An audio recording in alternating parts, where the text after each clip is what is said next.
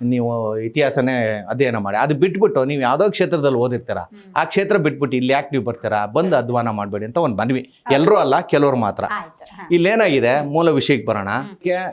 ಬೆಂಗಳೂರಿನಲ್ಲಿ ಅಥವಾ ಇನ್ನೂ ಒಂದು ಇವತ್ತಿನ ಕಾಲಘಟ್ಟದಲ್ಲಿ ಹೇಳ್ಬೇಕಂದ್ರೆ ಬೆಂಗಳೂರು ಮುಸ್ಲಿಮರ ವಶ ಆಗೋದಿಕ್ಕೆ ಮೂಲ ಕಾರಣ ಶಾಜಿ. ಸರ್, ಈಗ ಅಧ್ಯಯನ ಅಂದಾಗ ನಾವು ಎಲ್ಲೇ ಪ್ರೂಫ್ ಹುಡುಕಿದ್ರು ಸೇಮ್ ಇದ್ರೆ ಅದನ್ನ ಸರಿಯಾದ ರೀತಿಯಲ್ಲಿ ಆಗಿದೆ ಅಂತ.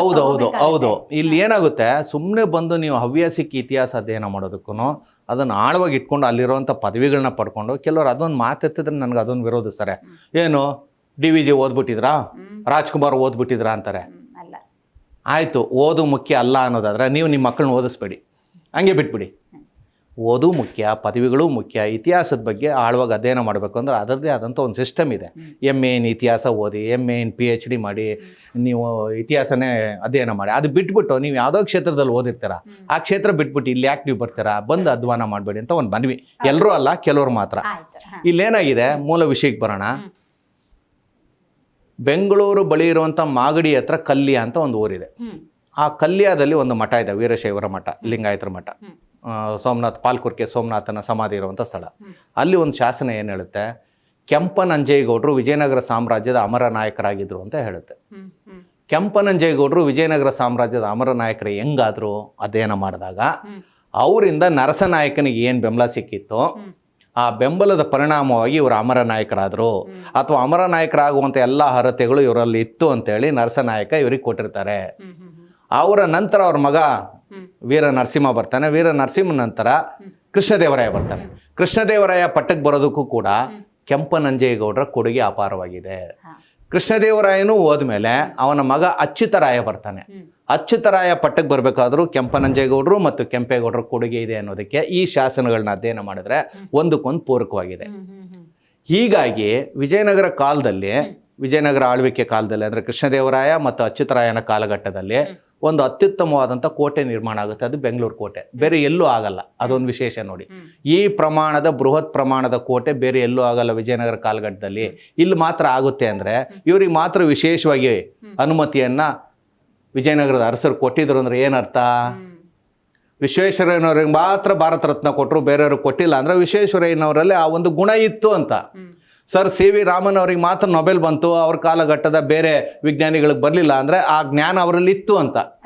ಹಾಗೆ ಇಲ್ಲಿ ಕೆಂಪನಂಜೇಗೌಡರಲ್ಲಿ ಒಂದು ದೊಡ್ಡ ಅರ್ಹತೆ ಇತ್ತು. ವಿಜಯನಗರ ಸಾಮ್ರಾಜ್ಯದ ಅಭಿವೃದ್ಧಿಗೆ ಅಥವಾ ವಿಜಯನಗರ ಸಾಮ್ರಾಜ್ಯದ ಚಕ್ರವರ್ತಿ ಆಗೋದಕ್ಕೆ ಇವ್ರ ಕಾಣಿಕೆ ಇತ್ತು. ಅದಕ್ಕೋಸ್ಕರ ಏನು ಮಾಡಿದ್ರು, ನರಸನಾಯಕ, ಅವ್ರ ಮಗ ವೀರ ನರಸಿಂಹ, ಅವರ ತಮ್ಮ ಕೃಷ್ಣದೇವರಾಯನ ತಮ್ಮ ಅಚ್ಯುತರಾಯ, ಇವರೆಲ್ಲರೂ ಯಲಹಂಕ ಸಂಸ್ಥಾನದ ಕೆಂಪನಂಜೇಗೌಡರ ವಂಶದ ಬಗ್ಗೆ ಪ್ರೀತಿ ಗೌರವ ಇಟ್ಕೊಂಡಿದ್ರು. ಹೀಗಾಗಿ ಇವರು ಅಧಿಕಾರಕ್ಕೆ ಬಂದಾಗ ಯಲಹಂಕ ಎಷ್ಟು ಅಭಿವೃದ್ಧಿ ಹೊಂದುತ್ತೆ ಹೊಂದಲಿ ಮಾಡಿ ಅಂದಾಗ ಕೆಂಪೇಗೌಡರು ಬರ್ತಾರೆ. 1531ರಲ್ಲಿ ಕೆಂಪನಂಜೇಗೌಡರು ತೀರ್ಕೊಳ್ತಾರೆ. ಅವ್ರ ಸ್ಥಾನಕ್ಕೆ ಅವ್ರ ಮಗ ಬರ್ತಾರೆ. ಅವ್ರ ಮಗ ಬಂದಾಗ ಅಚ್ಯುತರಾಯರು ಅಲ್ಲಿ ಹಂಪಿನಲ್ಲಿ ಸಾಮ್ರಾಟರಾಗಿರ್ತಾರೆ ವಿಜಯನಗರಕ್ಕೆ. ಆಗ ಅವ್ರು ಹೇಳ್ತಾರೆ, ನೀವು ಒಂದು ಕೋಟೆಯನ್ನು ಕಟ್ಕೊಳ್ಳಿ. ಆಗ ಕೆಂಪೇಗೌಡರು ಹೇಳ್ತಾರೆ, ನನಗೊಂದು ಕೋಟೆ ಕಟ್ಟೋದಕ್ಕೆ ಅಷ್ಟು ದುಡ್ಡು ಇರಲ್ಲ ಅಂದಾಗ 30,000 ಅಂತ ಕೆಲವು ಕಡೆ ಉಲ್ಲೇಖ ಇದೆ, 50,000 ಅಂತ ಕೆಲವು ಕಡೆ ಇದೆ. 50,000 ಚಿನ್ನದ ನಾಣ್ಯಗಳು, ಪಗೋಡ ಅಂತ ಹೇಳಿ ಕರಿತಾ ಇದ್ರು, ಅದನ್ನ ಕೊಡ್ತಾರೆ ಅಂತ ಒಂದು ದಾಖಲೆ ಇದೆ. ಜೊತೆಗೆ ಅದು ಸಾಲಲ್ಲ ಅಂತ ಅಚ್ಯುತರಾಯರು ಕೆಂಪೇಗೌಡರಿಗೆ ಬಕೈರ್ನಲ್ಲಿ, ಬೆಂಗಳೂರು ಬಕೈರು ಅಂತ ದಾಖಲೆ ಇರುವಂಥ ಒಂದು ದಾಖಲೆನಲ್ಲಿ 30,000 ಅಥವಾ 50,000, ಸ್ವಲ್ಪ ಕಾಂಟ್ರವರ್ಸಿ ಇದೆ, ಅಷ್ಟು ಚಿನ್ನದ ಪಗೋಡಗಳು, ನಾಣ್ಯಗಳನ್ನು ಕೊಡ್ತಾರೆ ಅಂತ ಒಂದು. ಅದು ಸಾಲಲ್ಲ ಅಂದಾಗ ಈ ಬೆಂಗಳೂರು ಸುತ್ತಮುತ್ತಲು ಸುಮಾರು 12 ಹೋಬಳಿಗಳಿರುತ್ತೆ. 12 ಹೋಬಳಿಗಳ ಆದಾಯವನ್ನು ಕೂಡ ಪಡ್ಕೊಳ್ಳಿ ಅಂತೇಳಿ ಅವರು ಅನುಮತಿಯನ್ನು ಕೊಡ್ತಾರೆ. ಅದನ್ನು ಪಡೆದಂಥ ಕೆಂಪೇಗೌಡರು ಬಂದು 1538 ಜಾನ್ವರಿ 14ನೇ ತಾರೀಕು ಸಂಕ್ರಾಂತಿ ದಿನ ಬೆಂಗಳೂರು ಕೋಟೆಯನ್ನು ಕಟ್ಟೋದಕ್ಕೆ, ಅಂದ್ರೆ ಆಗ ಇದು ಸಂಪೂರ್ಣ ಅರಣ್ಯ ಪ್ರದೇಶ, ಈ ಜಾಗವನ್ನು ನಿರ್ಧಾರ ಮಾಡಿಬಿಟ್ಟು ಇಲ್ಲಿ ಬಂದು ಅಡಿಪಾಯ ಹಾಕ್ತಾರೆ ಅಂತ ಬಕೈನಲ್ಲಿ ದಾಖಲಾಗಿದೆ. ಅಂದರೆ ವಿಜಯನಗರ ಸಾಮ್ರಾಟರು ಅನುಮತಿಯನ್ನು ಕೊಟ್ಟರು. ಇವರಿಗೆ ಯಾಕೆ ಕೊಟ್ಟರು ಅಂದರೆ ಇವರ ಕೊಡುಗೆ ಅವ್ರಿಗೆ ತುಂಬ ಇತ್ತು. ಆ ಒಂದು ಕೃತಜ್ಞತೆ ಸಲ್ಲಿಸೋದಕ್ಕೆ ಅವ್ರು ಇವರ ಅನುಮತಿ ಕೊಟ್ಟರು. ಇಲ್ಲಿ ಕೋಟೆ ಮತ್ತು ಪೇಟೆ ಅಂತ ಕಟ್ಟಿದ್ರು. ಕೋಟೆ ಮತ್ತು ಪೇಟೆ ಅಂತ ಏನಕ್ಕೆ ಕಟ್ಟಿದ್ರು ಅಂದರೆ, ಕೋಟೆ ಅಂದರೆ ಸಾಧಾರಣ ಆ ಕಾಲಘಟ್ಟದಲ್ಲಿ ಕೋಟೆ ಒಳಗಡೆ ರಾಜನ ಕುಟುಂಬ ಮತ್ತು ಶಸ್ತ್ರಾಗಾರಗಳು ಮತ್ತು ಆಹಾರ ಗೋದಾಮುಗಳು ಇವೆಲ್ಲ ಇರ್ತವೆ. ಮತ್ತು ರಾಜ ಸೇವಾಸಕ್ತರು ಅಲ್ಲಿರ್ತಾರೆ, ಹೊರಗಡೆ ಅವ್ರು ಇರಲ್ಲ, ಹೊರಗಡೆ ಹಳ್ಳಿಗಳಿರುತ್ತೆ. ಆದರೆ ಇಲ್ಲಿ ಏನು ಅಂದರೆ ವಿಶೇಷ, ಕೆಂಪೇಗೌಡರಿಗೆ ಅನುಮತಿ ಕೊಟ್ಟಾಗ ಅವರೊಂದು ದೊಡ್ಡ ಕೋಟೆ ಕಟ್ಕೊಂಡು, ಕೆಲವೊಂದು ಕೋಟೆಗಳನ್ನ ನಾನು ಹೇಳಕ್ಕೆ ಹೋಗಲ್ಲ, ಕೆಲವು ಕೋಟೆಗಳಲ್ಲಿ ಬರೀ ರಾಜರು ಮಾತ್ರ ಐಷಾರಾಮಿ ಜೀವನಕ್ಕೆ ಕಟ್ಕೊಂಡಿರ್ತಾರೆ. ಸಾಮಾನ್ಯ ಜನರಿಗೆ ಪ್ರವೇಶ ಇರಲ್ಲ. ಅದ್ರ ವಿಶೇಷ ಅಂದರೆ ಕೆಂಪೇಗೌಡರು ಒಂದು ಸಣ್ಣದಾಗಿ ಒಂದು ಕೋಟೆ ಕಟ್ಕೊಂಡು ಪೇಟೆಗಳು ಅಂತ 64 ವೃತ್ತಿಗಳು, ಅದರಲ್ಲೂ ಕೂಡ ಕೆಲವು ಕಾಂಟ್ರವರ್ಸಿ ಇದೆ. 64 ಪೇಟೆ ಅಂತ ಕೆಲವರು ಹೇಳ್ತಾರೆ, 20 ಅಂತ ಕೆಲವರು ಹೇಳ್ತಾರೆ, ಬೇರೆ ಬೇರೆ ಹೇಳ್ತಾರೆ. ನಮ್ಮಲ್ಲಿ ಭಾಳ ಮುಖ್ಯವಾಗಿ 64 ವಿದ್ಯೆಗಳು ಅಂತ ಹೇಳ್ತೀವಿ. 64 ವಿದ್ಯೆಗಳಿಗೆ 64 ವೃತ್ತಿಗಳು ಅಂತ ಹೇಳ್ತೀವಿ. ಆ ವೃತ್ತಿಗಳು ಯಾವ್ಯಾವುದು ಅಂದರೆ ಕಾಲಾಂತರದಲ್ಲಿ ಕೆಲವು ಬದಲಾಗಿರುತ್ತೆ. ಕೆಲವು ಹಿಂದೆ ಇತ್ತು, ಕೆಲವು ಈಗಿಲ್ಲ, ಇನ್ನು ಕೆಲವು ಸೇರ್ಕೊಂಡಿದ್ದಾವೆ. ಈಗ ಡ್ರೈವರ್ ವೃತ್ತಿ ಅಂತ ಹಿಂದೆ ಇತ್ತಾ ಇಲ್ವಾ? ಹಿಂದೆನೂ ಇತ್ತು. ಮಹಾಭಾರತ ಓದಿದ್ರೆ ರಥ ಓಡಿಸ್ತಾನಲ್ಲ ಸಾರಥಿ, ಅವನು ಕೂಡ ಡ್ರೈವರೇ ಒಂದು ರೀತಿಯಲ್ಲಿ. ಸೊ ಹೀಗಾಗಿ ನಾವು ಯಾವ ವೃತ್ತಿ ಇತ್ತು ಯಾವ ವೃತ್ತಿ ಇಲ್ಲ ಇನ್ನೂ ಸ್ಪಷ್ಟವಾಗಿ ಗೊತ್ತಾಗಿಲ್ಲ. ಮಾರ್ಪಾಡುಗಳು ಸಾಕಷ್ಟು ಆಗಿದ್ದಾವೆ. ಸೊ ಹೀಗಾಗಿ 64 ಪೇಟೆಗಳನ್ನು ಕಟ್ತಾರೆ. ಆ ಪೇಟೆಗೆ ರಕ್ಷಣೆ ಅಂತೇಳಿ ಸುತ್ತಲೂ ಕೋಟೆ ಕಟ್ತಾರೆ. ಅದೇ ಇವತ್ತಿನ ನಾಡಪ್ರಭು ಕೆಂಪೇಗೌಡರ ಬೆಂಗಳೂರು ಕೋಟೆ ಅಂತ ನಾವು ಕರಿತೀವಿ.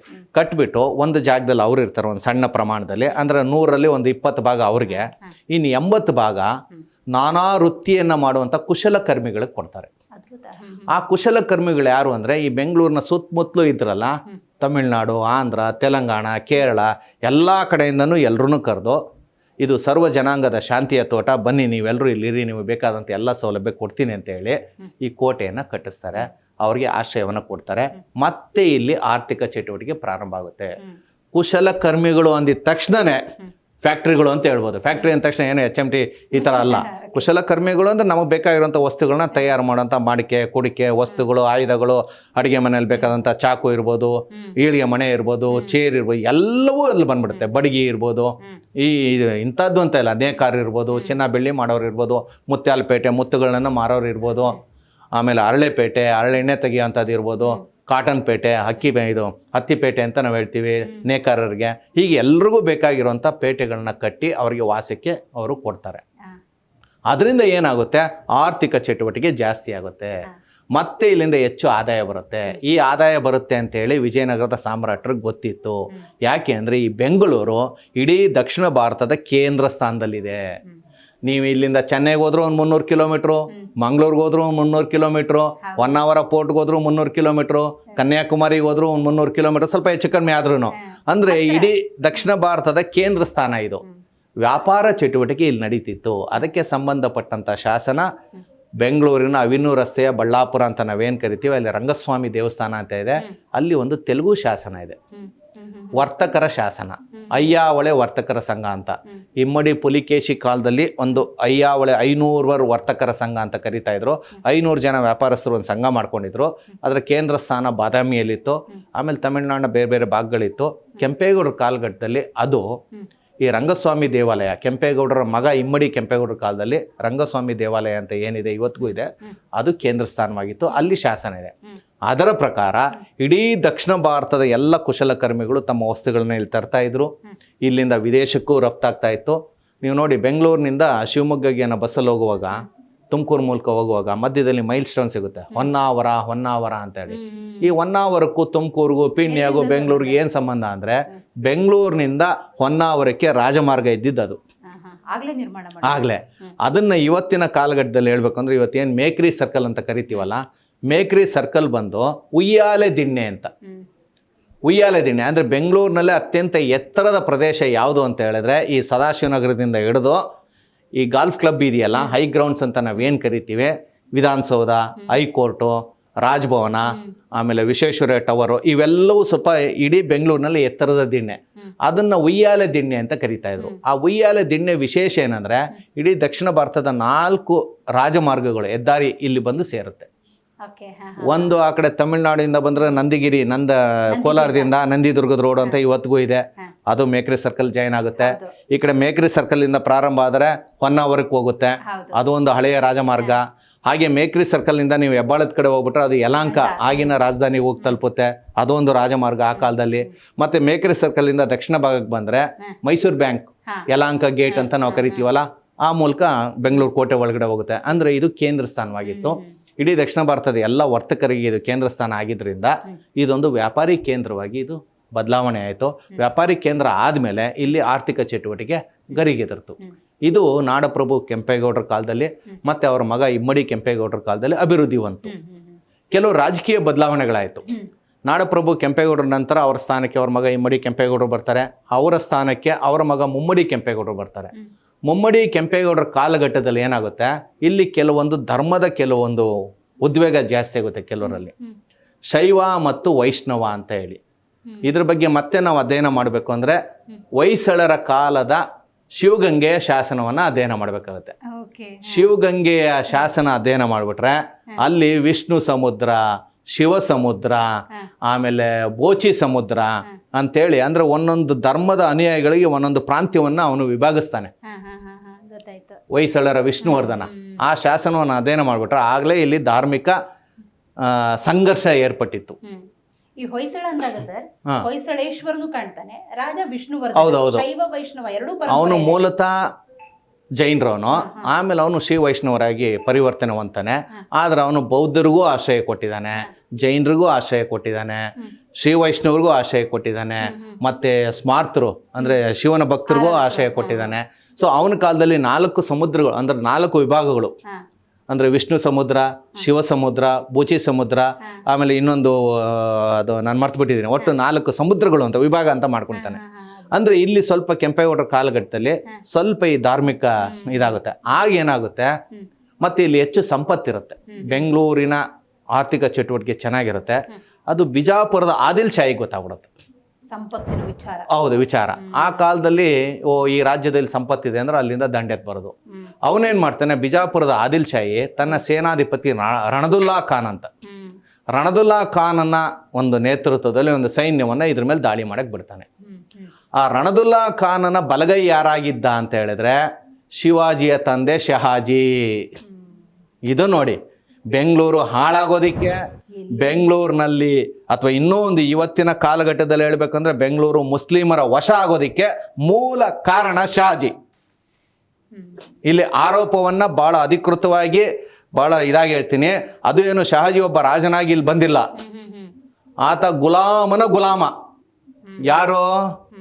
ಆದಿಲ್ ಶಾಹಿಯ ಗುಲಾಮ ಯಾರು? ರಣದುಲ್ಲಾ ಖಾನು. ರಣದುಲ್ಲಾ ಖಾನನ ಗುಲಾಮ ಯಾರು? ಶಹಾಜಿ. ಹೀಗಾಗಿ ಶಹಾಜಿಯನ್ನ ಗುಲಾಮಂಕ ಗುಲಾಮ, ಗುಲಾಮನ ಗುಲಾಮ ಅಂತ ಕರಿತೀವಿ. ರಣದುಲ್ಲಾ ಖಾನನ ಬಲಗೈಯಾಗಿ ಬಂದು ಇಲ್ಲಿ ಶಿವನ ಭಕ್ತನಾದಂಥ ಮುಮ್ಮಡಿ ಕೆಂಪೇಗೌಡರ ರಾಜ್ಯವನ್ನು ನಾಶ ಮಾಡಿ ತನ್ನ ವಶಕ್ಕೆ ಪಡ್ಕೊಳ್ತಾನೆ. ಅಲ್ಲಿಂದ ಇದು ಮುಸ್ಲಿಮಯ ಆಗುತ್ತೆ. ಅಲ್ಲಿವರೆಗೂ ಇದು ಶಿವನ ಆರಾಧನೆಯ ವ್ಯಕ್ತಿಯ ಕೈ ಕೆಳಗಡೆ ಇತ್ತು. ಅವನು ಸ್ವಲ್ಪ ದಿನ ಇರ್ತಾನೆ. ಅವನಾದ್ಮೇಲೆ ಅವನ ಮಗ ಏಕೋಜಿ ಅಂತೇಳಿ ಅವನ ಆಳ್ವಿಕೆ ಮಾಡ್ತಾನೆ. ಆಮೇಲೆ ಅವನು ಅಲ್ಲಿಂದ ಇದು ಕೊಟ್ಟೋಗ್ತಾನೆ, ಎಲ್ಲಿಗೆ? ತಂಜಾವೂರ್ಗೆ ಹೊಟ್ಟೋಗ್ತಾನೆ. ಇಡೀ ದಕ್ಷಿಣ ಭಾರತದಲ್ಲಿ ಮರಾಠಿ ಮತ್ತು ಮುಸ್ಲಿಮರು ಪ್ರವೇಶ ಆಗೋದಕ್ಕೆ ಇವೆಲ್ಲ ಒಂದು ಕಾರಣಗಳು. ಇದು ನಿಜವಾದ ಇತಿಹಾಸದಲ್ಲಿರುವಂಥ ದಾಖಲೆ, ಉಲ್ಲೇಖ ಇದೆ. ಆದರೂ ಕೂಡ ಮುಮ್ಮಡಿ ಕೆಂಪೇಗೌಡರು ಏನು ಮಾಡ್ತಾರೆ, 6 ಯುದ್ಧಗಳನ್ನು ಮಾಡ್ತಾರೆ ಶಹಾಜಿ ವಿರುದ್ಧ, ರಣದುಲ್ಲಾ ಖಾನನ ವಿರುದ್ಧ. ಬಂದು ಇಲ್ಲೇನೋ ಕಾಂಪ್ರಮೈಸ್ ಆಗಿ ಅಥವಾ ಈ ಮುಮ್ಮಡಿ ಕೆಂಪೇಗೌಡರು ಮಾಗಡಿಗೆ ಹೊಟ್ಟೋಗ್ತಾರೆ. ಮಾಗಡಿಗೆ ಹೋದ್ರು ಸುಮ್ಮನೆ ಇರಲ್ಲ, ಏನಾದರೂ ಮಾಡಿ ನನ್ನ ತಾಯ್ನಾಡನ್ನು ಈ ಪರಕೀಯರಿಂದ ಬಿಡುಗಡೆ ಮಾಡಿಸ್ಬೇಕು ಅಂತೇಳಿ ಸೈನ್ಯವನ್ನು ಕಟ್ಟಿ 6 ಸಾರಿ ಯುದ್ಧ ಮಾಡ್ತಾರೆ. 5 ಸಾರಿ ಸೋಲ್ತಾರೆ. 6ನೇ ಸಾರಿ ಬಂದು ಶಹಾಜಿನ ಓಡಿಸಿ, ರಣದುಲ್ಲಾ ಖಾನನ ಓಡಿಸಿ ತಮ್ಮ ವಶಕ್ಕೆ ಪಡ್ಕೊಳ್ತಾರೆ. ಇದನ್ನು ಯಾರೂ ಹೇಳಲ್ಲ. ಶಹಾಜಿ ಆಳ್ವಿಕೆ ಮಾಡ್ದ ಅಂತ ಹೇಳ್ತಾರೆ ವಿನ ಅವನು ಇಲ್ಲಿಂದ ಹೆಂಗ್ ಓಡೋದ, ಸೋಲಿಸಿದವ್ರು ಯಾರು ಅಂತ ಹೇಳಲ್ಲ. ಆ ರಣದುಲ್ಲಾ ಖಾನನ್ನ ಸೋಲಿಸಿದವ್ರು ಯಾರು? ಮುಮ್ಮಡಿ ಕೆಂಪೇಗೌಡರು. ಯಾರು ಹೇಳಲ್ಲ. ಅಲ್ಲೆಲ್ಲೋ ಉತ್ತರ ಭಾರತದಲ್ಲಿ ಯಾರನ್ನೋ ಒಬ್ಬ ಮುಸ್ಲಿಂ ರಾಜನ್ನ ಒಬ್ಬ ಹಿಂದೂ ಒಬ್ಬ ಇವನು ಸೋಲಿಸ್ಬಿಟ್ರೆ ದೊಡ್ಡ ರಾಷ್ಟ್ರೀಯ ನಾಯಕ ಅಂತಾರೆ. ಇಲ್ಲಿ ರಣದುಲ್ಲಾ ಖಾನನ್ನ ಶತ್ರುನ ಸೋಲ್ಸಿದ್ರಲ್ಲ, ಒಬ್ಬ ಮುಸ್ಲಿಮನ್ನ ಸೋಲ್ಸಿದ್ರಲ್ಲ ಮುಮ್ಮಡಿ ಕೆಂಪೇಗೌಡರನ್ನ, ಯಾಕೆ ಅವ್ರಿಗೆ ಗೌರವ ಕೊಡಲ್ಲ? ಓಡಿಸ್ತಾರೆ, ಮತ್ತೆ ಅವರೇ ಬರ್ತಾರೆ. ಅದಾದಮೇಲೆ ಇನ್ನೂ ಕೆಲವು ಕಾಲಾಂತರದಲ್ಲಿ ಘಟನೆಗಳು ನಡೆಯುತ್ತೆ. ಮೈಸೂರಿನ ಈ ಮೊಘಲರು ಮತ್ತೆ ದಾಳಿ ಮಾಡ್ತಾರೆ. ಮೊಘಲರ ಕಾಲದಲ್ಲೂ ಕೂಡ ಬೆಂಗಳೂರು ಅವರ ಕೈ ಬಿಟ್ಟು ಹೋಗ್ಬಿಡುತ್ತೆ. ಔರಂಗಜೇಬ್ ಇದರ ಒಂದು ಕಾಲಘಟ್ಟದಲ್ಲಿ ಅಧಿಪತಿ ಆಗ್ತಾನೆ ಬೆಂಗಳೂರು. ಮತ್ತೆ 1728ರಲ್ಲಿ ಈ ಮೈಸೂರಿನ ಸಾಮಂತರಾಗಿರ್ತಾರಲ್ಲ, ಮೈಸೂರು ಯದುವಂಶದವರು ಅಂತೀವಲ್ಲ, ಅವರಲ್ಲಿ ಒಳ್ಳೆಯವರು ಇದ್ದಾರೆ, ಕೆಟ್ಟವರು ಇದ್ದಾರೆ. ಕೆಲವರು ಏನು ತಿಳ್ಕೊಂಡಿದ್ದಾರೆ, ಮೈಸೂರಿನ ಅರಸರು ಅಂದರೆ ಎಲ್ಲ ದೈವಾಂಶ ಸಂಭೂತರು, ಒಳ್ಳೆಯವರು ಅಂತಾರೆ. ಅವರಲ್ಲಿ ಒಳ್ಳೆಯವರು ಯಾರು ಅಂದರೆ 4 ಜನ. ಅದು ಸ್ಪಷ್ಟವಾಗಿ ಹೇಳ್ಬಿಡ್ತೀನಿ. 10ನೇ ಚಾಮರಾಜ ಒಡೆಯರು, ಅವರ ಹೆಂಡತಿ ಮಹಾರಾಣಿ ಕೆಂಪನಂಜಮ್ಮಣ್ಣಿ ಅವರು, ಅವರ ಮಗ ನಾಲ್ವಡಿ ಕೃಷ್ಣರಾಜ ಒಡೆಯರು, ನಾಲ್ವಡಿ ಕೃಷ್ಣರಾಜ ಒಡೆಯರ್ ಅವರ ತಮ್ಮ ಯುವರಾಜ ಕಂಠೀರವ ನರಸಿಂಹರಾಜ ಒಡೆಯರ್, ಈ 4 ಜನ ಜೊತೆಗೆ ನಾಲ್ವಡಿ ಕೃಷ್ಣರಾಜ ಒಡೆಯರ್ ಅವರ ಪತ್ನಿ ರಾಣಿ ಪ್ರತಾಪ ಕುಮಾರಿ, ಈ 5 ಜನ ನಿಜವಾಗಿಯೂ ಕೈ ಎತ್ತಿ ಮುಗಿಬೇಕು, ದೀಪ ಹಚ್ಚಕ್ಕೆ ಮೊದಲು ಅವ್ರು ನೆನಿಬೇಕು, ತುತ್ತು ಎತ್ತಕ್ಕೆ ಮೊದಲು ಅವ್ರಿಗೆ ಒಳ್ಳೇದಾಗಲಿ ಅಂತ ಹಾರೈಸಬೇಕು. ಆದರೆ ಅವರ ಹಿಂದಿನ ಮತ್ತು ನಂತರ ಬಂದಂಥವ್ರು ಕೆಲವರು ಇದನ್ನು ಅಧ್ವಾನ ಮಾಡಿಬಿಟ್ಟಿದ್ದಾರೆ. ಈ ಮೈಸೂರಿನ ರಾಜ ಏನು ಮಾಡ್ದ, ದೊಡ್ಡ ಕೃಷ್ಣರಾಜ ಒಡೆಯ 1720 ಅಥವಾ ಆಜುಬಾಜು 1719 ಯಲಾಂಕ ಸಂಸ್ಥಾನದ ಮುಮ್ಮಡಿ ಕೆಂಪ ವೀರಪ್ಪ ಗೌಡರು ಅಂತ ರಣಬೈರೇಗೌಡರ ಕಾಲದಿಂದ 11 ಜನ ಅಂತ ಹೇಳಿದ್ನಲ್ಲ, 11ನೇ ತಲೆಮಾರು ಮುಮ್ಮಡಿ ಕೆಂಪ ವೀರಪ್ಪ ಗೌಡರನ್ನ ಮೋಸದಿಂದ ಬಂಧಿಸಿ ಶ್ರೀರಂಗಪಟ್ಟಣ ಕೋಟೆಯಲ್ಲಿ ಬಂಧನದಲ್ಲಿಟ್ಟು ಸಾಯಿಸ್ಬಿಡ್ತಾರೆ. ಇದು ಯಾವಾಗ 1728. ಇದು ಬಹಳ ಮುಖ್ಯವಾದಂಥ ವಿಚಾರ, ನಮ್ಮ ಜನ ಇದನ್ನು ತಿಳ್ಕೊಬೇಕು. ಅಂದ್ರೆ ಆ ಕಾಲದಲ್ಲೂ ಕೂಡ ದಾಖಲೆ ಆಧಾರನೇ ನಾನು ಹೇಳ್ತಾ ಇರೋದು. ದೋಸೆ ಮಗ್ಚಾಕ್ದಾಗೆ ಇವತ್ತು ನಾನು ಮಾಡಿದ ಪಾಪ ನನ್ನ ಮಕ್ಕಳನ್ನ ಹೆಂಗೆ ಕಾಡುತ್ತೆ ಅನ್ನೋದಕ್ಕೆ ಇದ್ರಲ್ಲಿ ನಂಗೆ ನಂಬಿಕೆ ಇಲ್ಲ. ಆದರೆ ಇತಿಹಾಸದ ಘಟನೆಗಳೆಲ್ಲ ಆಧಾರದ ಮೇಲೆ ಹೇಳ್ತೀನಿ. 1728 17ರಿಂದ 28 7 ವರ್ಷದಲ್ಲಿ ಮೈಸೂರಿನ ದೊಡ್ಡ ಕೃಷ್ಣರಾಜ ಒಡೆಯ ಮೋಸದಿಂದ ಯಲಾಂಕ ಸಂಸ್ಥಾನದ ಮುಮ್ಮಡಿ ಕೆಂಪ ವೀರಪ್ಪ ಗೌಡರನ್ನ ಬಂಧಿಸಿ ಜೈಲಿನಲ್ಲಿ ಹಾಕಿ ಸಾಯಿಸ್ತಾರೆ. ಅದ್ರ ಪ್ರತಿಫಲ 1728ರಿಂದ 1750 ಗೊತ್ತಾಗ್ಬಿಡುತ್ತೆ. 1750 ಅವರ ದಳವಾಯಿಗಳೇ ಆ ಮಹಾರಾಜನ ಜೈಲಿಗೆ ಹಾಕ್ತಾರೆ. ಅಧಿಕಾರ ತಾವು ತಗೊಳ್ತಾರೆ. ಯಾರು? ದೇವರಾಜಯ್ಯ, ನಂಜರಾಜಯ್ಯ, ಕರಾಚುರಿ, ನಂಜರಾಜಯ್ಯ ಅಂತ 3 ಜನ ಇವರು ದಳವಾಯಿಗಳು ಅಂತ ಕರಿತೀವಿ. ಅವರು ಈ ರಾಜನ ಹೆಂಡ್ತಿನ ಕಬ್ಬಲ್ದುರ್ಗ ಅಂತ ಕೋಟೆನಲ್ಲಿ ಇಟ್ಬಿಟ್ಟು ಅವರು ಆಡಳಿತನ ವಹಿಸ್ಕೊಳ್ತಾರೆ. ಆ 3 ಜನರಿಗೆ ಅವರೇ ಸಾಕಿದಂಥ ಹೈದರಾಲಿ ಅನ್ನುವಂಥ ಸೇವಕ ಮಣ್ಣು ಮುಕ್ಕಿಸ್ತಾನೆ. 1728 ಮುಮ್ಮಡಿ ಕೆಂಪ ವೀರಪ್ಪ ಗೌಡರು ಅನ್ಯಾಯವಾಗಿ ಮೈಸೂರು ರಾಜರ ಕೋಟೆನಲ್ಲಿ ಸತ್ತೋಗ್ಬಿಡ್ತಾರೆ. ಆ ಪಾಪ ಅವ್ರನ್ನ ಕಾಡ್ತು. 1750 ಅವ್ರಿಗದು ಉಲ್ಟಾ ಹೊಡಿತು. 1750ರಿಂದ 1761 ಈ 3 ಜನ ಅಂದಾದುಂದಿ ಅಧಿಕಾರ ಚಲಾಯಿಸ್ತಾರೆ. ಯಾರು? ದಳವಾಯಿಗಳು. 1761 ಅವರೇ ಸಾಕಿದಂಥ ಸೇವಕ ಐದರಲ್ಲಿ ಅವ್ರಿಗೆ ಮಣ್ಣು ಮುಗಿಸಿ ಅದ್ರಲ್ಲಿ ಒಬ್ಬನ ಮುಗಿಸ್ಬಿಟ್ಟು ಇನ್ನಿಬ್ಬರನ್ನ ನಂಜನಗೂಡ ಹತ್ರ ಕಳಲೆ ಅಂತ ಇದೆ ಅಲ್ಲಿ ಓಡಿಸ್ಬಿಟ್ಟು ನಡೀರಿ ನೀವು ಆಚೆ ಅಂದ್ಬಿಟ್ಟು ಅವನು ಸರ್ವಾಧಿಕಾರಿ ಆಗ್ತಾನೆ. ನೋಡಿ ಪಾಪ ಅನ್ನೋದು ಹೆಂಗ್ ಬರುತ್ತೆ. ಇಲ್ಲಿ ಕೆಲವರು ಯಾರ್ದೋ ತಪ್ಪು ಅಂತಾರೆ, ತಪ್ಪಿನ ಮೂಲ ಹುಡ್ಕೊಂಡು ಹೋಗ್ಬೇಕು. ರೋಗದ ವ್ಯಾಧಿ ಹುಡುಕಿದ್ರೆ ಗೊತ್ತಾಗುತ್ತೆ ಮೂಲ. ಸಾಮಾನ್ಯ ಸೈನಿಕ ಅಧಿಪತ್ಯ ಸಾಧಿಸುವಷ್ಟು ಮಾಡಿದ ಪಾಪ ಬೆನ್ನಿಂದ ಕಾಯ್ತಾ ಇರುತ್ತೆ. ಒಳ್ಳೇದು ಕಾಯುತ್ತೆ, ಕೆಟ್ಟದ್ದು ಕಾಯುತ್ತೆ. ಇವರು ಮುಮ್ಮಡಿ ಕೆಂಪ ವೀರಪ್ಪ ಗೌಡ್ರನ್ನ ಯಾಕೆ ಬಂಧಿಸ್ಬೇಕಿತ್ತು? ಪಕ್ಕದ ರಾಜ್ಯದ ಸಾಮಂತನ ಇವ್ರ ಪಾಡ್ಗೆ ಅವ್ರು ಇರ್ಬೋದಿತ್ತು, ಇವ್ರ ಪಾಡ್ಗೆ ಇವ್ರು ಇರ್ತಿದ್ರು. ಅಲ್ಲೇನು ಇವ್ರೇನು ಅವ್ರ ಮೇಲೆ ಕಾಲ್ ಕೇರ್ಕೊಂಡು ಹೋಗಿಲ್ಲ. ಹೊಟ್ಟೆ ಕಿಚ್ಚು ಅದ್ರ ಫಲ ಅಲ್ಲಿ ಉಣ್ಬಿಟ್ರು. ನೋಡಿ ಇದನ್ನು ಅಧ್ಯಯನ ಮಾಡಿ. ನಮ್ಮ ಶಾಸನಗಳಲ್ಲಿ ನಮ್ಮ ಗೆಜೆಟಿಯರ್ನಲ್ಲಿ ಇದೆಲ್ಲ ದಾಖಲೆ ಇದೆ. 1728 ಮುಮ್ಮಡಿ ಕೆಂಪ ವೀರಪ್ಪ ಗೌಡರು ಅಯ್ಯೋ ಅಂತ ಪ್ರಾಣ ಬಿಟ್ರು. ಪ್ರಾಣ ಬಿಡುವಾಗ ಶಾಪ ಹಾಕೋದ್ರು, ನನ್ನ ಈ ಗತಿಗೆ ಯಾರು ಕಾರಣ ಅವ್ರ ವಂಶ ಹಾಳಾಗ್ಲಿ ಅಂತ. ಆ ಪುಣ್ಯಾತ್ಮನ ವಂಶ 1750 ಅಧಿಕಾರ ಕಳ್ಕೊಂಡ್ರು.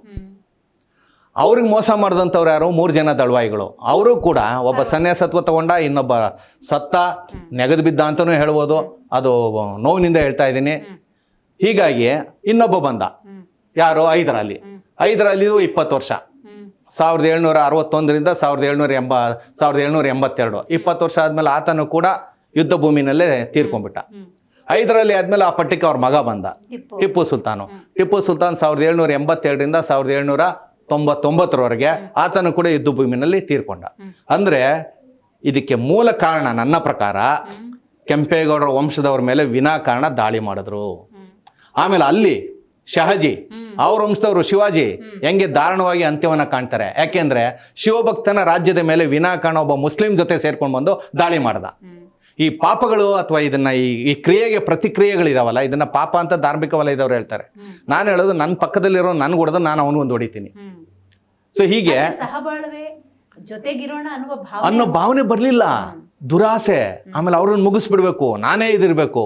ಈ ಕಾರಣಕ್ಕೋಸ್ಕರ ಮೈಸೂರು ರಾಜ್ಯ ಬೇರೆಯವ್ರ ವಶಕ್ಕೋಯ್ತು. ಸೊ ಇಲ್ಲಿ ನಾನು ಮತ್ತೆ ವಿಷಯಕ್ಕೆ ಬರ್ತೀನಿ. ಕೆಂಪೇಗೌಡರ ಕಾಲಘಟ್ಟದಲ್ಲಿ ಇದನ್ನ ಆರ್ಥಿಕವಾಗಿ ಅವರು ಕೂಡ ಪ್ರಬಲಪಡಿಸೋದು. ಹೀಗಾಗಿ ನೀವು ಬೆಂಗಳೂರು ಕೋಟೆ ಒಳಗಡೆ ಇವತ್ತಿಗೂ ನೋಡಿ ಸರ್ವ ಜನಾಂಗದ ಸರ್ವ ಭಾಷೆಯವರೆಲ್ಲ ಇದ್ದಾರೆ. ಅಲ್ಲಿ ಗುಜರಾತಿಗಳಿದ್ದಾರೆ, ಮರಾಠಿಯವರು ಇದ್ದಾರೆ, ಕನ್ನಡದವರು ಇದ್ದಾರೆ, ತೆಲುಗಿನವ್ರು ಇದ್ದಾರೆ, ತಮಿಳ್ನವ್ರು ಇದ್ದಾರೆ, ಎಲ್ಲಾ ಭಾಷೆಯವರು ಇದ್ದಾರೆ. ಅಲ್ಲಿ ಎಲ್ರಿಗೂ ಆಶ್ರಯವನ್ನ ಕೆಂಪೇಗೌಡರು ಕೊಟ್ಟರು. 1538 ಇದನ್ನು ಕಟ್ಟಿದ್ರು. ಬಹಳ ಪ್ರಬಲವಾಗಿ ಬೆಂಗಳೂರು ಬೆಳೀತು.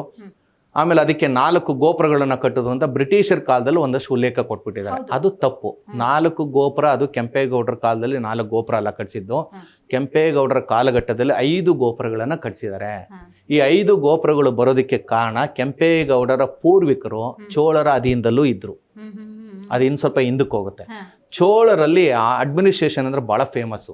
ಚೋಳರ ಇತಿಹಾಸವನ್ನ ಅಥವಾ ಇತಿಹಾಸದ ವಿದ್ಯಾರ್ಥಿಗಳಿಗೆ ಗೊತ್ತು, ನಮ್ಮ ಈ ಕನ್ನಡ ಮೇಷ್ಟ್ರುಗಳಿಗೆ ಗೊತ್ತಿರಲ್ಲದ. ಅದು ಮತ್ತೆ ನಂದೊಂದು ಆರೋಪ ಇದೆ, ಅವ್ರು ಜಾಸ್ತಿ ಎಲ್ಲರೂ ಅಲ್ಲ, ಕೆಲವ್ರು ಮಾತ್ರ. ಆಡಳಿತದಲ್ಲಿ ಚೋಳರದು ಪರ್ಫೆಕ್ಟು. ಅವರು 5 ಮಂಟಪಗಳು ಅಂತೇಳಿ ಮಾಡಿರ್ತಾರೆ. ಅಂದ್ರೆ 5 ವಿಭಾಗ, ಪೋರ್ಟ್ಫೋಲಿಯೋ ಅಂತ ನಾವೇನು ಕರಿತೀವಿ. ಅದೇ ಮೈಸೂರು ಒಡೆಯರ ಕಾಲದಲ್ಲಿ ಅಟಾರ ಕಚೇರಿ ಅಂತ 18 ವಿಭಾಗ ಆಗುತ್ತೆ. ಆಮೇಲೆ ಈಗ ನಮ್ದು ಬಿಡಿ ಕ್ಯಾಬಿನೆಟ್ಗಳು ಎಷ್ಟೆಷ್ಟೋ ವಿಸ್ತಾರ ಆಗ್ಬಿಟ್ಟಿದೆ. 5 ವಿಭಾಗ ಅಂತ ಮಾಡ್ತಾರೆ. 5 ವಿಭಾಗ ಯಾವುದು? ದೈವ ಮಂಟಪ, ನ್ಯಾಯ ಮಂಟಪ, ಶಿಕ್ಷಾ ಮಂಟಪ, ಆರೋಗ್ಯ ಮಂಟಪ, ವಾಣಿಜ್ಯ ಮಂಟಪ ಅಂತ 5. ಅದಕ್ಕೆ ತಮಿಳ್ನಲ್ಲಿ ಬೇರೆ ಏನೇ ಹೆಸರು ಇದೆ, ಕನ್ನಡದಲ್ಲಿ ನಾವು ಇದನ್ನು ಇದು ಮಾಡ್ಕೊಂಡಿದ್ದೀವಿ. ಆ 5 ಮಂಟಪಗಳನ್ನು ಕೆಂಪೇಗೌಡರು ಮತ್ತು ಅವರ ಮಗ ಇಮ್ಮಡಿ ಕೆಂಪೇಗೌಡರು ಇಲ್ಲಿ ಕಟ್ಟಿಸಿರ್ತಾರೆ. 5 ಪೋರ್ಟ್ಫೋಲಿಯೋ. ಅದರಲ್ಲಿ ನಾನು ಗುರುತಿಸಿರೋ ಹಾಗೆ ಮತ್ತೆ ಶಾಸನಗಳ ಆಧಾರ ಇರೋದು ನಮ್ಮ ಈ ಮೇಕ್ರಿ ಸರ್ಕಲ್ ಅಂತ ಏನು ಕರಿತೀವಿ, ಅದು ಉಯ್ಯಾಲೆ ದಿಣ್ಣೆ. ಆ ಉಯ್ಯಾಲೆ ದಿಣ್ಣೆಲಿರೋದು ವಾಣಿಜ್ಯ ಮಂಟಪ. ಅದಕ್ಕೆ ಸಂಬಂಧಪಟ್ಟಂಥ ಶಾಸನ ನಮ್ಮ ಅವಿನ್ಯೂ ರಸ್ತೆಯಲ್ಲಿರುವಂಥ ರಂಗಸ್ವಾಮಿ ದೇವಾಲಯದಲ್ಲಿ ಇದೆ, ತೆಲುಗು ಶಾಸನ. ಒಂದಾಯ್ತಾ? ಈ ಇದು ಹಲ್ಸೂರು ಕೆರೆನಲ್ಲಿ ಇದೆಯಲ್ಲ ಶಿಕ್ಷಾ ಮಂಟಪ. ಕೆಂಪೇಗೌಡರ ಕಾಲಘಟ್ಟದಲ್ಲಿ ಅವರ ಸಂಸ್ಥಾನದಲ್ಲಿ ಯಾರ ತಪ್ಪು ಮಾಡೋದು ಶಿಕ್ಷೆ ಕೊಡ್ತಿದ್ರಲ್ಲ, ಆ ಕಾಲದಲ್ಲೂ ಕ್ರೂರವಾದಂಥ ಶಿಕ್ಷೆ ಕೊಡ್ತಿದ್ರು.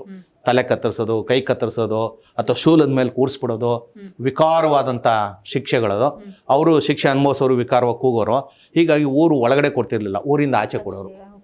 ಅಲ್ಲಿ ಹಲ್ಸೂರು ಕೆರೆಯ ದಡದ ಮೇಲೆ ಆ ಶಿಕ್ಷೆ ಕೊಡ್ತಿದ್ರು, ಅದು ಶಿಕ್ಷಾ ಗೋಪುರ. ಮತ್ತು ಇಲ್ಲಿ ಕೆಂಪೇಗೌಡ ಗೋಪುರ ಲಾಲ್ಬಾಗಲ್ಲಿ ಇದೆಯಲ್ಲ, ಆರೋಗ್ಯ ಗೋಪುರ. ಆ ಲಾಲ್ಬಾಗಿನ ಪಕ್ಕದಲ್ಲೇ ಸಿದ್ದಾಪುರ ಅಂತ ಕರಿತೀವಿ, ಲಾಲ್ಬಾಗ್ ಸಿದ್ದಾಪುರ ಅಂತ. ಸಿದ್ಧರು ಅಂದರೆ ಯಾರು? ಆ ಕಾಲದ ಎಕ್ಸ್ಪರ್ಟ್ ವೈದ್ಯರುಗಳು. ನಾರು ಬೇರು ಗಿಡ ಮೂಲಿಕೆಗಳಿಂದ ಔಷಧಿ ರಸಗಳನ್ನು ತೆಗೆದು ಜನರ ಆರೋಗ್ಯವನ್ನು ಕಾಪಾಡ್ತಿದ್ದಂಥ ಆ ಕಾಲದ ವೈದ್ಯರು, ಅವರನ್ನೇ ಸಿದ್ಧರು ಅಂತ, ಸಿದ್ಧಿ ಪುರುಷರು ಅಂತ ನಾವು ಕರಿತೀವಿ. ಇವತ್ತಿಗೂ ಅವರ ಗುಹೆಗಳಿದ್ದಾವೆ. ಅಲ್ಲಿ ರಾಮಲಿಂಗೇಶ್ವರ ದೇವಸ್ಥಾನ ಅಂತ ಇದೆ ಸಿದ್ದಾಪುರದಲ್ಲಿ, ಮಾವಳ್ಳಿ ಸಿದ್ದಾಪುರ, ಲಾಲ್ಬಾಗ್ ಸಿದ್ದಾಪುರ ಅಂತ. ಆ ಬಂಡೆ ಮೇಲೆ ಕೂತ್ಕೊಂಡ್ರೆ ಕೆಲವು ಚರ್ಮ ರೋಗಗಳು ವಾಸಿಯಾಗೋದಂತ ಇವತ್ತಿಗೂ ನಂಬಿಕೆ ಇದೆ. ಹೀಗಾಗಿ ಅದು ಆರೋಗ್ಯ ಗೋಪುರ. ಇನ್ನು ನ್ಯಾಯ ಗೋಪುರ ಮತ್ತು ದೈವ ಗೋಪುರ. ಗವಿ ಗಂಗಾಧರೇಶ್ವರನ ದೇವಸ್ಥಾನ ಇದೆ ನೋಡಿ. ಕೆಂಪೇಗೌಡರ ಕಾಲದ ಪುರಾತನ ದೇವಾಲಯಗಳೆಲ್ಲ ಇರೋದು ಅಲ್ಲೇನೇನೆ. ಆ ದೇವಾಲಯದಲ್ಲೇ ನ್ಯಾಯಗಳು ತೀರ್ಮಾನ ಆಗ್ತಾ ಇದ್ವು. ಯಾಕೆಂದ್ರೆ ನ್ಯಾಯ ತೀರ್ಮಾನ ಎಲ್ಲಾಗ್ತಿತ್ತು ಅಂದರೆ ಸುಳ್ಳು ಹೇಳ್ದಿರೋ ಜಾಗದಲ್ಲಿ. ದೇವಾಲಯದಲ್ಲಿ ಸಾಧಾರಣ ಅವನ ಅಪರಾಧ ಆಗಿರಲಿ ಯಾರೇ ಆಗಿರಲಿ ಸುಳ್ಳು ಹೇಳ್ತಿರ್ಲಿಲ್ಲ. 2 ಗೋಪುರ. ಕಾಕತಾಳಿ ಅಂದ್ರೆ ಅಷ್ಟು ಗೋಪುರ ಇವತ್ತು ಅದೇ ಥರ ಕಾರ್ಯವನ್ನು ನಿರ್ವಹಿಸ್ತಾ ಇದೆ. ನೀವು ಲಾಲ್ಬಾಗ್ ಸುತ್ತಮುತ್ತಲು ನೋಡಿ, ಬೆಂಗಳೂರಿನ ಹೈಟೆಕ್ ಆಸ್ಪತ್ರೆಗಳೆಲ್ಲ, ಕಿದ್ವಾಯಿ ಇರ್ಬೋದು, ಯಾವ್ಯಾವ ದೊಡ್ಡ ದೊಡ್ಡ ಆಸ್ಪತ್ರೆಗಳೆಲ್ಲ ಅಲ್ಲೇ ಇರೋದು. ಇವತ್ತಿಗೂ ಬೆಂಗಳೂರಿನ ಜನರ ಆರೋಗ್ಯ ಕಾಪಾಡ್ತಾ ಇರೋದು ಲಾಲ್ಬಾಗು ಮತ್ತು ಕಬ್ಬನ್ ಪಾರ್ಕ್ ಅನ್ನುವಂಥ ಲಂಗ್ ಸ್ಪೇಸ್ಗಳು. ಲಾಲ್ಬಾಗ್ ಇಲ್ಲದೆ ಹೋಗಿದ್ರೆ ಬೆಂಗಳೂರಿನವ್ರಿಗೆ ಇಷ್ಟೊತ್ತಿಗೆ ಅಸ್ತಮಾ ಬಂದ್ಬಿಟ್ಟಿರೋದು. ಹೀಗಾಗಿ ಅದು ಆರೋಗ್ಯ ಗೋಪುರ. ಶಿಕ್ಷಾ ಗೋಪುರ ಅಂತ ಹೇಳಿ ಹಲ್ಸೂರು ಕೆರೆಯನ್ನು ನಾವು ಕರಿತೀವಿ. ಇವತ್ತಿಗೂ ಸೈನ್ಯ ಇದೆ, ಸೈನ್ಯ ಇರೋದು ಶಿಕ್ಷೆ ಕೊಡಕ್ಕೆ, ಅದು ಶಿಕ್ಷಾ ಗೋಪುರ. ಇನ್ನು ವಾಣಿಜ್ಯ ಗೋಪುರ ಯಾವುದು? ಮೇಕ್ರಿ ಸರ್ಕಲ್ದು. ಈ ಸುತ್ತಮುತ್ತಲು ಇರೋ ಅಷ್ಟು ಫ್ಯಾಕ್ಟ್ರಿಗಳು ಬೆಂಗಳೂರಿನಲ್ಲಿ, ಅದು ಮೈಸೂರು ಲ್ಯಾಂಪ್ಸ್ ಇರ್ಬೋದು, ಕಿರ್ಲೋಸ್ಕರ್ ಇರ್ಬೋದು, GKW ಇರ್ಬೋದು, ಪೋರ್ಸಲೈನ್ ಇರ್ಬೋದು, ಅಥವಾ HMT ಇರ್ಬೋದು, ಅಥವಾ ವರ್ಲ್ಡ್ ಟ್ರೇಡ್ ಸೆಂಟರ್ ಇವತ್ತು ಬಂದಿದೆ, ಆಮೇಲೆ ಟಾಟಾ ಇನ್ಸ್ಟಿಟ್ಯೂಟ್ ಇರ್ಬೋದು, ಎಲ್ಲ ವಾಣಿಜ್ಯ. ಆಮೇಲೆ APMC ಯಾರ್ಡ್ ಇರ್ಬೋದು. ಬೆಂಗಳೂರಿನ ಆರ್ಥಿಕ ಚಟುವಟಿಕೆ, ರಾಜಾ ಮಿಲ್ಲು, ಮಿನರ್ವಾ ಮಿಲ್ಲು, ಏನೆಲ್ಲ ಫ್ಯಾಕ್ಟ್ರಿಗಳಿತ್ತು. ಆಮೇಲೆ ಏಷ್ಯಾದ ಪೀಣ್ಯ ಇಂಡಸ್ಟ್ರಿಯಲ್ ಟೌನ್, ಇದೆಲ್ಲ ಕೆಂಪೇಗೌಡರ ಕಾಲದಲ್ಲಿ ಈ ಪ್ರದೇಶ ಇತ್ತು ಅಂತ. ಆಮೇಲೆ ಯಶವಂತಪುರದಲ್ಲಿ ರೋಮನ್ ನಾಣ್ಯ ಸಿಕ್ಕಿದೆ. ಅಂದರೆ ಫಾರಿನ್ ಜೊತೆ ವ್ಯವಹಾರ, ಅಂದ್ರೆ ಆಗ ಯಶವಂತಪುರ ಇರಲಿಲ್ಲ, ಆ ಪ್ರದೇಶದಲ್ಲಿ ಸಿಕ್ಕಿದೆ ಅಂದರೆ ಅಲ್ಲಿ ವ್ಯವಹಾರಗಳಿತ್ತು ಅಂತ. ಅಂದ್ರೆ ವಾಣಿಜ್ಯ ಕೇಂದ್ರ ಅದು. ಇನ್ನು ದೈವ ಗೋಪುರ, ನ್ಯಾಯ ಗೋಪುರ ಅಂದರೆ ಗವಿ ಗಂಗಾಧರೇಶ್ವರ ದೇವಸ್ಥಾನ ಅಲ್ಲಿತ್ತು ಅಂತ. ಈ 5 ಗೋಪುರಗಳನ್ನು ಕಟ್ಟುವ ಮೂಲಕ ಆಳ್ವಿಕೆಯನ್ನು ಅವ್ರು ನಡೆಸ್ತಾ ಇದ್ರು. ಕೆಂಪೇಗೌಡರ ನಂತರ ಮೈಸೂರಿನ ಅರಸರ ಕೈಗೆ ಇದು ಹೋಯ್ತು. ಮೈಸೂರಿನ ಅರಸರು ಸ್ವಲ್ಪ ದಿನ ಇದನ್ನು ಆಳ್ವಿಕೆ ಮಾಡಿದ್ರು. ಅವರಿಂದ ಒಳ್ಳೆಯದು ಆಗಿದೆ, ಕೆಟ್ಟದು ಆಗಿದೆ. ಅವರಾದ್ಮೇಲೆ ಹೈದರಾಲಿ, ಟಿಪ್ಪು ಸುಲ್ತಾನ್ ಕಾಲದಲ್ಲಿ ಬೆಂಗಳೂರು ಇನ್ನೊಂದು ರೂಪವನ್ನು ಪಡ್ಕೊಳ್ತು. ಈ ಲಾಲ್ಬಾಗ್ ಹೈಟೆಕ್ ಆಯಿತು, ವಿದೇಶದ ಮರಗಳನ್ನೆಲ್ಲ ತರಿಸಿದ್ರು, ತಳಿಗಳನ್ನೆಲ್ಲ ತರಿಸಿದ್ರು. ಆಮೇಲೆ ಹೈದರಾಲಿ ಕಾಲದಲ್ಲಿ ಬೆಂಗಳೂರಿನ ಕೋಟೆ ಕಲ್ಲಿನ ಕವಚವನ್ನು ಹಾಕಿದ್ರು, ಸ್ವಲ್ಪ ಭದ್ರ ಆಯಿತು. ಆಮೇಲೆ ಅಲ್ಲೊಂದು ಫ್ಯಾಕ್ಟ್ರಿ ಕೂಡ ಟೌನ್ಶಿಪ್ ಅಂತ ಇತ್ತು, ತಾರಾಮಂಡಲ್ ಫ್ಯಾಕ್ಟ್ರಿ ಅಂತ, ಇವತ್ತಿಗೂ ಅದರ ಕುರುಹುಗಳಲ್ಲಿದ್ದಾವೆ. ಸೊ ಅವ್ರ ಕಾಲದಲ್ಲಿ ಇದಾಯಿತು. ಟಿಪ್ಪು ಸುಲ್ತಾನ್ ತೀರ್ಕೊಂಡ್ಮೇಲೆ ಬ್ರಿಟಿಷರ ವಶಕ್ಕೆ ಇದು ಹೋಯ್ತು. ಯಾತಕ್ಕೆ ಬ್ರಿಟಿಷರ ವಶಕ್ಕೆ ಹೋಯ್ತು ಅಂದರೆ 1791 3ನೇ ಮೈಸೂರು ಆಂಗ್ಲ ಯುದ್ಧದಲ್ಲಿ ಬ್ರಿಟಿಷರು ಬೆಂಗಳೂರನ್ನ ವಶಪಡಿಸ್ಕೊಂಡಿದ್ರು. ಟಿಪ್ಪು ಸುಲ್ತಾನ್ ಕೈ ಬಿಟ್ಟು ಹೋಗಿತ್ತು. ಮತ್ತು ಬ್ರಿಟಿಷರಿಗೆ ಈ ಪ್ರಾಂತ್ಯ ಗೊತ್ತಿತ್ತು, ಬೆಂಗಳೂರು, ಇಲ್ಲಿನ ಹವಾಮಾನ ಮತ್ತು ಇಲ್ಲಿ ಎಲ್ಲ ರೀತಿಯ ಸೌಲಭ್ಯ ಇದೆ, ಎಲ್ಲ ಭಾಷೆಯವರು ಇದ್ದಾರೆ, ಇದು ಸೂಕ್ತವಾದ ಸ್ಥಳ ಅಂತೇಳಿ ಅವ್ರೇನು ಮಾಡಿದ್ರು, 1799 ಮೇ 4 ಟಿಪ್ಪು ಸುಲ್ತಾನ್ ಯುದ್ಧದಲ್ಲಿ ಸೋಲಿಸಿದ ಮೇಲೆ ಅವರ ಸೈನ್ಯ ಒಂದು 3 ತಿಂಗಳು ಶ್ರೀರಂಗಪಟ್ಟಣದಲ್ಲಿರುತ್ತೆ. ಅಲ್ಲಿ ಸೊಳ್ಳೆ ಕಾಟ ಜಾಸ್ತಿ ಆಗುತ್ತೆ ಮತ್ತು ಅಲ್ಲಿ ಇರೋಕ್ಕಾಗಲ್ಲ, ಅಲ್ಲಿ ವಾತಾವರಣ ಸರಿ ಇಲ್ಲ, ಹವಾಮಾನ. ಬೆಂಗಳೂರನ್ನು ನಾವು ರಾಜಧಾನಿಯನ್ನು ಬದಲಾಯಿಸಬೇಕು ಅಂತೇಳಿ ಅವ್ರೇನು ಮಾಡ್ತಾರೆ, ಶ್ರೀರಂಗಪಟ್ಟಣದಿಂದ ಬೆಂಗಳೂರಿಗೆ ಶಿಫ್ಟ್ ಆಗ್ತಾರೆ.